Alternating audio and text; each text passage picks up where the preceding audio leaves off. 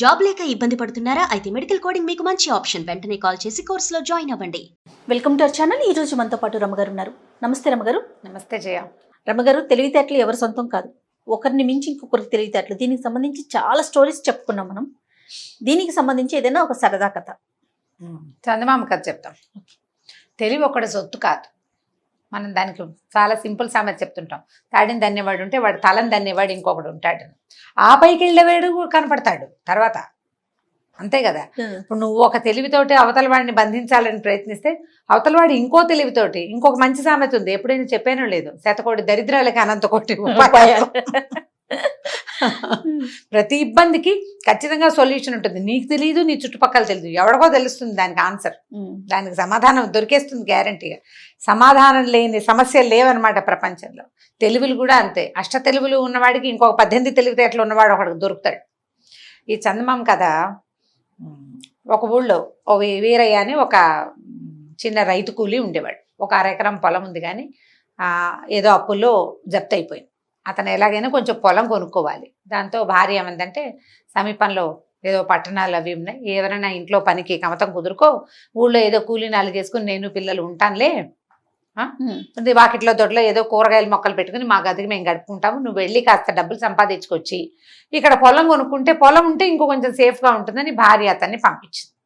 సరే, బాగానే ఉంది కదా అని అతను ఏం చేశాడు, కొంచెం దగ్గరలో ఉన్న ఓ పట్టణంలో ఓ శరభయ్య గారిని ఒక శెట్టి గారింటికి వెళ్ళాడు. వెళ్ళేసరికల్లా ఆయనకి పనివాడు చాలా అవసరం, కానీ ఆయన బహు పీనాసి వాడు, ఎవరికి తెలియదు ఆ సంగతి. పీనాస్తనాన్ని కవర్ చేసుకుంటాడనమాట ఆయన. అయితే బాగా ఆలోచించి మనిషి చూస్తే హఠాకట్టగా బాగున్నాడు. నేను నా దగ్గర పని చెయ్యి, నెలకి 4 వరహాలు ఇస్తాను, ఆకు నిండా అన్నం పెడతా, విస్తర నిండా అన్నం పెడతా, విస్తర నిండా విస్తరాకు ఉంటుంది కదా, విస్తర నిండా 2 పూట్ల అన్నం పెడతాను. మరి ఇంట్లో వాకిట్లో పని చేయటం, మా ఆవిడ వంట పని చేసుకుంటున్నప్పుడు పిల్లల్ని ఆడించటం, నేను మధ్యాహ్నం భోజనానికి నేను ఇంటికి వచ్చినప్పుడు కొట్టు మీద, ఆయనకి శెట్టి గారు అని చెప్పాను కదా, కొట్టుంది, కొట్టు మీద కూర్చుని సామాన్లు అందించడం, వచ్చిన జనాలను చూడడం, మళ్ళీ నేను భోజనం చేసి ఓ కునుకు తీసి వచ్చాక నువ్వు ఇంటికి వెళ్ళిపోవచ్చు, ఇంట్లో సాయంకాల పనులు చేయటం. ఒక మనిషి అవసరం తీవ్రంగా ఉంది, ఉండమన్నాడు. 4 ఏంటి షరతు, 4 వరహాలు ఇస్తా నెలకి, అన్నం గడిచిపోతుంది కదా, తిండి నిద్ర అన్నీ గడిచిపోతాయి. 4 వరహాలంటే బంగారు రూకలు. ఓవేళ గనక నువ్వు మధ్యలో మానేసి వెళ్ళిపోదలుచుకుంటే నేను నీకు రూపాయి ఇవ్వను. నేనే పంపించేటట్టయితే ఇతను అడిగాడు, సరే బాబు, నేను మానేసి వెళ్ళిపోతే మీరు రూపాయి ఇవ్వరు, బాగానే ఉంది. నెల మధ్యలో మానితే డబ్బులు ఇవ్వం, నేనే నిన్ను తీయాలి. సరే, ఒకవేళ మీరే నన్ను తీయాల్సి వస్తే మీరేమి ఇస్తారు అన్నాడు. 400 ఇస్తా అని చెప్పాడు. వరహాలంటే బంగారు కాయిన్లు, ఈ 400 వరహాలు కాదు, వెండి కాసులు అనమాట, ఇస్తానన్నాడు. బాగానే ఉంది కదా, సరేనని చెప్పి ఒప్పుకున్నాడు. ఒప్పుకుంటే ఏమైంది, సరే పొద్దున్నే ఏం చేశాడు, ఇవాళ మాట్లాడుకున్నారు. ఆ రాత్రి ఎవరో తెలిసిన వాళ్ళ ఇంట్లో పడుకుని ఇతను పొద్దునే వీళ్ళ ఇంట్లోకి వచ్చాడు. ఇల్లు వాకిళ్ళు ఊడ్చాడు, వాకిళ్లలో నీళ్లు కొట్టాడు. ఓ చాకలు ఎవరో ఉంది, వాళ్ళకి ముగ్గేసింది. సరే, అన్ని మొక్కలునే బోలెడు చెట్లు, వాళ్ళ దొడ్డి వాకిలి అంతా, మొక్కల్లో నీళ్లు పోసాడు. బావిలోంచి నీళ్లు తోడేప్పుడు పంపులా, ఓవర్ హెడ్ ట్యాంకులా ఏం లేవుగా, అక్కడి నుంచి బావిలో నీళ్లు తోడి తొట్టెలు నింపాడు. స్నానాలకి వాటికి నీళ్లు కావాలిగా వాడుకోవడానికి. సరే, ఈ లోపల ఏమైంది, పిల్లల్ని ఆడిచ్చాడు కాసేపు. 10-10:30 అవ్వగానే ఆవిడ అన్నం పెడతానంది. సరే, అన్నం అంటే పొద్దునే 3 పూట్ల అన్నం తినే రోజుల భోజన సంస్కృతి రోజులు అనమాట. సరే, ఈయన ఏం చేశాడు, విస్తర వేసుకుని కూర్చున్నాడు. ఆవిడ ఏం చేస్తుంది, పొడి ఆడుతున్న అంత గిన్నెతో అన్నం తెచ్చి విస్తర నిండా చల్లింది. తెల్లబోయాడు ఇతను. ఈ తిండా చల్లిన దాన్ని దగ్గరికి జరిపితే ఎంత అవుతుంది, అంత వస్తుంది. ఈ ముద్ద ఎలా చాలుతుంది, పిల్లలకే చాలదు, పెద్దవాడు, పైగా బలశాలి, పనిమంతుడు, ఆహారం బాగా కావాలి, పైగా స్నాకింగ్లు అవి ఉండే రోజులు కావు అవి, అన్నమే. అన్నం అంటే ఇది లెక్క, ఇది ఎలా చాలుతుంది. అక్కడి నుంచి ఏం చేయాలి, మళ్ళీ అడగడానికి మొహమాటం వేసింది. ఓ ఆవిడ ఇంతో పచ్చడేసింది, ఆకు నిండా అన్నం జల్లేసింది, వెళ్ళిపోయింది. దాన్ని మెల్లిగా దగ్గర జరుపుకున్నాడు. ఇంత ముద్ద తిన్నాడు. కిరకిర అంటుంది పొట్టలో, ఏం చేయాలో తెలియలే. సరే, మధ్యాహ్నం అయింది, వెళ్ళి శెట్టి గారిని భోజనానికి పంపించింది. కొట్టుకు వెళ్ళాడు, కొట్టులో కూర్చున్నాడు. సరే, వస్తువులు ఏవో అందించాడు. ఎవరో కొంతమంది వచ్చారు, వాళ్ళకి అంటే కొనుక్కోవడానికి వచ్చిన వాళ్ళకి చూశాడు, ఆ డబ్బులు అది పక్క పెట్టాడు. 3 గంటలకి శెట్టి గారు వచ్చాడు. సరే, రాత్రికి ఏమైనా పెడతారేమో చూద్దాం అనుకున్నాడు.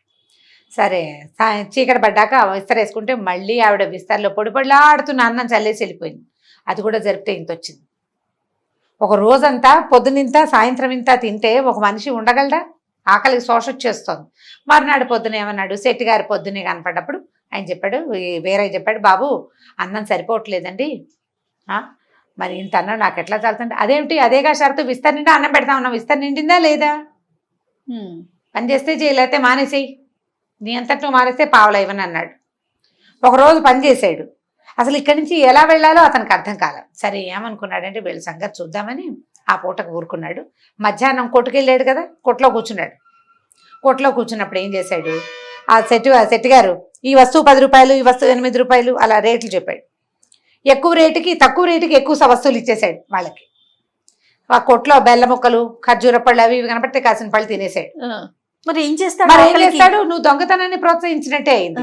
అక్కడి నుంచి సాయంకాలం ఇంటికి వచ్చాక ఆవిడేమో అమ్మగారు పిల్లలు ఏడుస్తున్నారు, వీళ్ళని కాసేపు ఆడించమని ఏవో చిరుతిళ్ళు పెట్టి పిల్లల్ని ఇతని చేతికి అప్పచెప్పింది.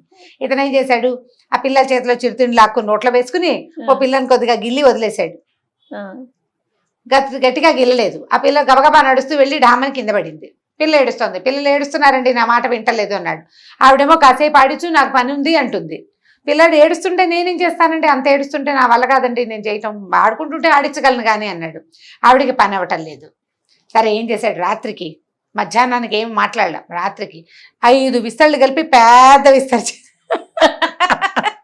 ఓ విస్తరి ఇంత ఉంటుంది, ఇలాంటివి 5 కలిపితే ఎంత అవుతుంది, ఇప్పుడు ఇంత అన్నం కాస్త ఎన్ని ఇంతలు వేస్తే ఈ విస్తరంతా నిండుతుంది. ఆవిడకి అర్థం కాలేదు ఇదేమిటి, ఏం చెయ్యాలి అని. సరే ఏం చేసింది, మళ్ళీ పెద్ద గిన్నె పట్టుకొచ్చి కొంచెం ఆకు నిండా చల్లింది. మళ్ళీ కూడా చల్లటమే చల్లినా కూడా అంత అన్నం అయింది, అది తినేశాడు. అక్కడి నుంచి భర్తకు చెప్పింది, ఏమండి వాడు తెలివితేటలు, వాడు పెద్ద విస్తర వేసుకున్నాడంటే ఈ సెట్ గారు అన్నాడు, ఏమిటో నీ తెలివి, 5 విస్తరలు కలిపి ఇంత పెద్ద విస్తర వేసుకున్నావుట, ఇంత పెద్ద పెద్ద విస్తరలు అయితే మా కుదరవు అన్నట. మీరు విస్తర అన్నారు, పెద్దదా చిన్నదా అనలేదు కదా, అయ్యింది. ఇక ఏమి చేయలేకపోయాడు. కొద్ది రోజులు గడిచినాయి. ఆయనకి విసుగ్గానే ఉంది. సెట్ గారికి పొమ్మంటే డబ్బులు ఇవ్వాలి, 400 వెండి వరహాలు ఇస్తానని ఒప్పుకున్నాడు.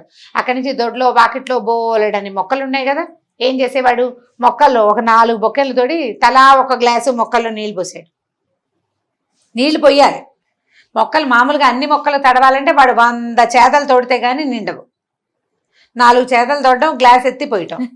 అక్కడ ఇదేమిటో మొక్కలన్నీ వాడిపోతున్నాయి, నువ్వు నీళ్ళు పోయట్లేదంటే ఇలా రండి సెట్ గారిని ఉంచి ఆయన వేలిని మట్టి మొక్క మొదట్లో కూర్చాడు. తడిగా ఉంది, మొక్క మొదట్లో పోసాడుగా నీళ్ళు, ఇన్ని అక్కడ తడిగానే ఉంది. తడింది చూసారా, నేను పోస్తున్నాను, మీ మట్టే మంచిది కాదో మీ నీళ్ళే మంచివి కాదో నాకేం తెలుసండి, నీళ్ళు పోయమన్నారు పోసాను, చూడండి కావాలంటే తడి.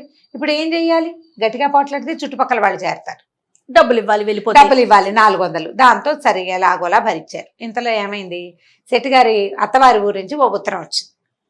అక్కడ ఏదో వ్యవహారం ఉంది, ఈయన రమ్మని. ముందు అందరూ వెళ్దాం అనుకున్నారు. మళ్ళీ ఏమనుకున్నారంటే ఇంతమంది ఎందుకు, వీడున్నాడుగా వీరయ్యని తోడు తీసుకెళ్ళచ్చు అనుకున్నారు. ఆవిడ ఏం చేసింది, ఆయన గుర్ర బండిలో బయలుదేరాడు. బండి తోలడానికి వీరయ్య, మళ్ళీ బండి వాడికి డబ్బులు ఇవ్వద్దు, వాడిని కాకుండా వీడినే తోలమన్నారు. సరే బాగానే ఉంది. ఆవిడ ఏం చేసింది, ఆయన తినటానికి కుడుములు పులిహార పొట్లం కట్టింది భర్తకి. ఈ పొద్దున ఈ ఊరు నుంచి ఆ ఊరు వెళ్ళాలి కదా, మధ్యాహ్నం తినడానికి ఎక్కడో చెరువు దగ్గర ఆగుతారు, అక్కడ భోజనాలు చేస్తారు. వీడికేమో ఓ ఇంత చద్దెనో ఓ పచ్చడి పెట్టి వాడికి ఓ మూట కట్టించింది. ఇతనేం చేశాడు, ఆ బండిలో ముందు కూర్చున్నాడు కదా, ఆ బండిలో ఉన్నంత సేపట్లో ఈయనేమో బండి కుదుపుకి అయ్యగారు నిద్రపోతుంటే ఆ పైన కుడుములన్నీ తీసుకుని తినేశాడు అతను. పులిహార ఉంది పొట్లం. అక్కడికి వెళ్ళాక ఏం చేశాడు, ఆయన చెరువులో కాళ్ళు చేతులు కడుక్కొచ్చే లోపల ఈ పొట్లం ఊడదీసి గుర్రం దగ్గర పెట్టాడు. గుర్రం పక్కన పెట్టాడనమాట. పెట్టేసరికల్లా చెయ్యి అన్నాడు ఆయన వచ్చేసరికి. అయ్యగారు కుడుములో ఏవో పెట్టారండి అమ్మగారు, అవన్నీ గుర్రం తినేసిందండి అన్నాడు. అనేసరికల్లా ఆయన అన్నాడు, అయ్యో గుర్రం తినేయటం ఏమిట్రా, ఇప్పుడు నేనేం తిన్ను, గుర్రం ఎంగేలు చేసిందాన్ని నేను ఎలా తింటాను అన్నాడు. పోన్లేండి అమ్మగారు నాకు సర్ది మూట కట్టించారు, అది తిందానులేండి అన్నాడు. అనేసరికి చిచ్చి సద్దన్నం ఎలా తింటానురా అంటే, నేను తింటానులేండి, నాకు గుర్రం ముట్టినా ఇబ్బంది లేదని పులిహార పొట్లము తినేశాడు, తను సద్దన్నము తినేశాడు, హాయిగా కడుపులో చల్లగా ఉంది. ఈయనకేమో ఎలకలు పరిగెడుతున్నాయి కడుపులో. సరే ఏమన్నాడు, అయ్యగారు ఓ పని చేద్దామండి, మీరు బండిలో విశ్రాంతి తీసుకోండి, మీకు ఎలాగో ఓపిక లేదు, నేను గుర్రం వేసుకెళ్తాను, గుర్రం వేసుకుని మీ అత్తగారి ఇంటికి వెళ్ళి మీరు రాగానే మీకు భోజనం ఏర్పాట్లు, మీరు వెళ్ళాక వాళ్ళు అవి ఇవి చేసి కాకుండా వెళ్ళగానే అన్నం పెట్టేటట్టుగా ఏర్పాటు చేసి వస్తానండి అన్నాడు. బాగా వెళ్ళాలి, ఒక 4 కిలోమీటర్లు. సరే ఈయనేమనుకున్నాడు, ఎండ ఆకలిస్తోంది, సరే లేరా నేను కాసేపు పడుకుంటానని ఆ పక్కన ఏవో చెట్లు కనపడితే 2 నేరేడు పళ్ళు కనపడ్డాయి, 4 పళ్ళు తిని పడుకున్నాడు. వీడు గుర్రం వేసుకుని అత్తారింటికి వెళ్ళిపోయాడు. వెళ్ళిపోయి అస్సలు మా అయ్యగారికి ఒంట్లో బాగులేదండి, పుట్టెడు జ్వరము, ఒళ్ళు నొప్పులును, అందుకని ఆయన పాత కొర్రల బియ్యపు అన్నము చింతకాయ పచ్చడి తింటారు, ఇంకేం తినరు, పచ్చం చేస్తారు కాబట్టి మీరు ఆయన బలవంత పెట్టద్దు, మీరు పని ఉందని వచ్చారు, లేకపోతే వచ్చేవాళ్ళు కాదండి అని చెప్పేసి వెనక్కి వచ్చేసాడు. గుర్ర బండి పూంచాడు, అయ్యగారిని ఎక్కించుకుని తీసుకుపోయాడు. ఈయన వెళ్ళేసరికి కాళ్ళు కడుకోగానే అల్లుడు గారు కుశలంగా ఉన్నారా అని అడుగుతున్నారు ప్రతి వాళ్ళు. ఏమిటి నాకేం మైరోగం వీళ్ళంతా ఇలా అడుగుతున్నారు అని వీడికి ఆశ్చర్యంగా ఉంది శెట్టి గారికి. సరే వాళ్ళు ఏదో పెడతారని చూస్తే పచ్చం కదా, మామిడి పళ్ళు ముక్కలు తరిగి బెల్లం ముక్కలు తరిగి ఏం పెడతారు ఆయనకి, పచ్చం చేస్తున్నాడు, పళ్ళ ముక్కలు అవి పెట్టకూడదు. అందుకని ఏం చేశారు, అన్నం వేడివేడిగా తయారవుతుందండి అన్నారు. చుట్టుపక్కల అందరికీ పప్పులు పచ్చళ్ళు పాయసాలు వడ్డించారు. ఈయనకు అంత కొర్రబియ్యపు అన్నము చింతకాయ తొక్కు పెట్టారు, నీళ్ళ మజ్జిగ. ఆ కొర్రబియ్యపు అన్నమే ఎక్కదు, దాంట్లో ఏ పులుసో పోసుకుంటే కొంచెం తినగలుగుతాం. ఇవాళ రేపు చాలా మంది తింటున్నారు కదా కొర్రలు అవిను, వాళ్ళకి బాగా అనుభవమే. ఒట్టిగా దాన్ని తినలేము, అసలు మహావిసుగ్గా ఉంటుంది. ఎప్పుడెప్పుడు మానేద్దామా, జీవితం మీద విరక్తి వస్తుంది. ఇందులో చింతకాయ తొక్కు అంటే అందులో పచ్చిమిరపకాయలు వేసి నూరింది కాదది, పాత చింతకాయ తొక్కు. ఉప్పు మాత్రమే ఉంటుంది, ఇంకేం ఉండదు, పుల్లగా ఉప్పగా ఉంటుంది, తీగా కూడా ఉండదు అది. అది వేసుకుని ఆ అన్నం తిని ఆ నీళ్ల మజ్జిగ పోసుకునేసరికి ప్రాణాలు కడబట్టిపోయినాయి. ఆకలికి తలనొప్పి వచ్చేస్తోంది. ఈ అన్నం తినలేక దవడలు కూడా నొప్పి పుట్టినాయి. విసిగిపోయాడు. పోనీ అల్లుడు వస్తే ఇలాంటి మర్యాద చేస్తారా వీళ్ళ మొహాలు మండా అని అత్తవారిని తిట్టుకుంటున్నాడు. ఈయనేం చేశాడు వీరయ్య, ఆయన కాళ్ళు భోజనం చేసి బయటకు వచ్చి పడకుర్చీలో కూర్చుంటే విసిరికర్ర పెట్టి విసురుతూ, అదేంటండి అయ్యగారు మీరు వస్తున్నారని చెప్తే వాళ్ళంతా పాయసాలు చేసి తినేసి మీకు ఇలాంటివి పెట్టారు, వీళ్ళకి మర్యాద ఏంటండి, వీళ్ళ పద్ధతులు ఏం బాగోలేదు, మీ అత్తారు ఇంత దుర్మార్గులని నేను అనుకోలేదండి అని 2 వాక్యాలు లెక్కదీశాడు ఆయనకి. ఇంకా అంతే, ఆయనకి మహా విసుగు పుట్టింది. పని లేదు పాటలేదు, రేపొద్దునే వెళ్ళిపోదాం రమ్మనం అన్నాడు. రేపొద్దునే వెళ్ళిపోదామని బండి కట్టుకున్నారు. ఈ అల్లుడు గారు అర్ధంతరంగా వచ్చిన వాడు ఎందుకు వెళ్ళిపోతున్నాడో వాళ్ళకి అర్థం కాలేదు. ఆయనకు ఓపిక లేదు పాపం, ఒంట్లో బాగులేదు, ఈ వ్యవహారం ఆయన లేక ఏదో మనం పిలిచామని వచ్చాడు, ఫోన్లే వెళ్ళిపోనివ్వమని వాళ్ళు వదిలేస్తే సరే వెళ్ళిపోయారు. అల్లుడు గారు దారిలో తినడానికి మళ్ళీ కొర్ర బియ్యపు రవ్వతోటి చేసినంత ఉప్మా చేతిలో పెట్టారు. ఆయన దారిలో పారేసాడు దాన్ని, దిక్కుమాలి కొర్రల బియ్యం అని.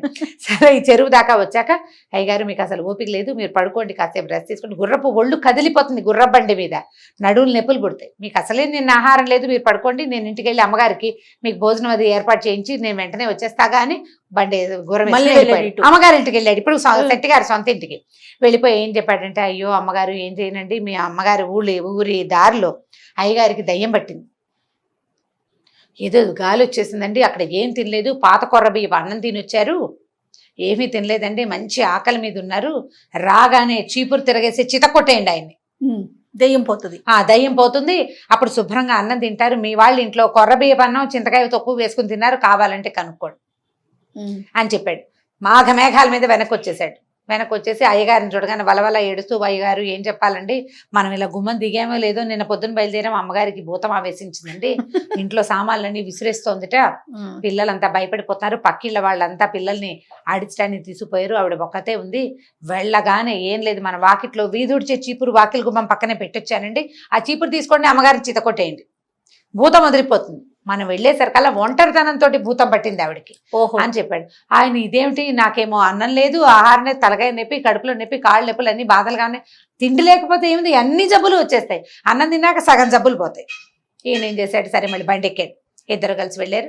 ఆవిడ రాగానే కొర్ర బియ్యపన్నం చింతకాయ తొక్కు తిన్నావా అని అడిగింది. తిన్నాను అన్నాడు. అనగానే చీపురేసి కొట్టడం మొదలుపెట్టింది. ఈయన ముందే అది ఏమిటో ఆ పిచ్చి ప్రశ్నలు అడుగుతోంది ఏమిట్రా అని ఈయన చీపురు తీసుకున్నాడు.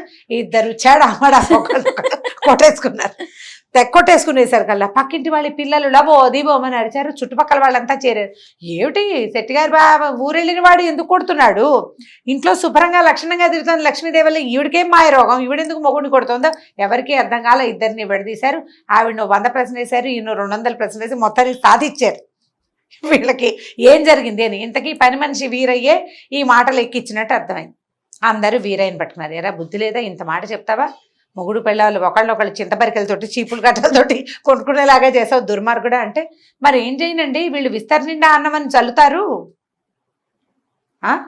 ఏవి పెట్టరు, పైగా నువ్వు పని మానేసుకెళ్తే నీకు రూపాయి ఇవ్వము అని షరతులు పెడతారు, మరి ప్రపంచానికి తెలిసేలా చేయాలంటే వీళ్ళ బుద్ధి తెలియటానికి ఇలా చేశానంటే అందరికీ తెలిసిపోయింది. అందరూ ఈయనకి గడ్డి పెట్టారు.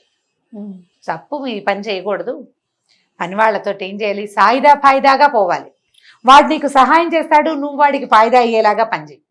నువ్వు 10 రూపాయలు ఇవ్వు, కావాలంటే 15 రూపాయలు పని చేయించుకో, ఒక ముద్ద పెట్టేటప్పుడు 2 ముద్దలు పెట్టు, వాడు ఒక పని చేసేవాడు 2 పనులు చేస్తాడు. మంచి పద్ధతి కదా అని అందరూ బోధించారు. సరే ఏం చేస్తాడు ఆయన, 400 ఇస్తానని ఒప్పుకున్నాడు కాదు, 400 ఇప్పించారు ఊరంతా కలిసి. ఇంటికి వెళ్ళి 1/2 ఎకరం పొలం కొనుక్కుని హాయిగా ఉన్నాడు వీరయ్య. సూపర్. వీడి తెలివికి, శెట్టి గారి తెలివికి వీరయ్య అతి తెలివి తోడయి ఎంచక్క ఇగో ఇలా అయింది కదా. కథ కంచికి మనం ఇంటికి. చాలా బాగుంది. కానీ మామూలుగా కూడా పనిమాలతో చాలా రఫ్ గా బిహేవ్ చేయటం, ర్యాష్ గా వాళ్ళకి ఏమి పెట్టకపోవటం, ఇలాంటి సహజంగా కూడా చూస్తూ ఉంటాం. చిన్న పిల్లలతో పని చేయించుకుంటారు. ఎందుకు కొడితే నువ్వు దెబ్బలు తిన్న పిల్ల మళ్ళీ మనకి ఎలా పనిచేస్తుంది అని ఆలోచించరు. అవును. పని పిల్లల్ని కొట్టడము, పిల్లల్ని పని వాళ్ళని వేధించటము అదొక ప్రవృత్తిగా ఉంటుంది వాళ్ళకి. ఏంటంటే ఎవరో తిండి సరిగ్గా పెట్టకపోవటం. తిండి సరిగ్గా పెట్టకపోవటం. నువ్వే ఎలా అంటే మనతో ఉన్నవాడిని ఎంత పోషిస్తే వాడు మనకంత పని చేస్తాడనే ఇంగితం లేకపోవటం. అవును. ఒక్కొక్కళ్ళు ఇట్లా, ఇంకోళ్ళు ఇంకో రకంగా. చెప్పలేము మనుషులకి మనం. రైట్ రమ్మ గారు, ఇంకొక స్టోరీతో మళ్ళీ కలుద్దాం. నమస్కారం అజయ్, నమస్తే. ఈ వీడియో కనుక మీకు నచ్చినట్లయితే లైక్ చేయండి, షేర్ చేయండి. మరిన్ని వీడియోస్ కోసం మా ఛానల్ని సబ్స్క్రైబ్ చేసుకోండి.